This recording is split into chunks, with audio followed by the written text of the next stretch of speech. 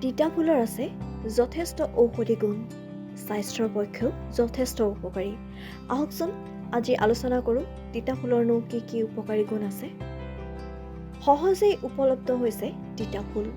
আমাৰ শৰীৰৰ বাবে অতি উপকাৰী এই তিতা ফুল। তিতা ফুলে বনৌষধিৰো কাম কৰে।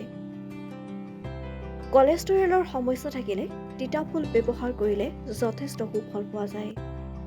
তিতা ফুলে কৃমিবেলৰ সমস্যা থাকিলে তিতা ফুল ব্যৱহাৰ কৰি সুফল পোৱা যায়। তিতা ফুল খালে তেজ পৰিষ্কাৰ হয়। বসন্ত ৰোগ, খৰ, খজুৱতি, এলাৰ্জি আৰু ছালৰ বিভিন্ন ৰোগত তিতা ফুল যথেষ্ট উপকাৰী। বতৰ পৰিৱৰ্তনৰ ফলত হোৱা কাহ, চৰ্দি, পানী লগা আদিতো তিতা ফুল খালে ভাল ফলাফল পোৱা যায়। টনচিলাইটিছ, ফেৰিঞ্জাইটিছ আদি সমস্যাত ভোগা লোকসকলৰ বাবে তিতা ফুল হৈছে যথেষ্ট উপকাৰী। নহৰু জালুক দি তিতা ফুল ভাজি খালে সুফল পোৱা যায়।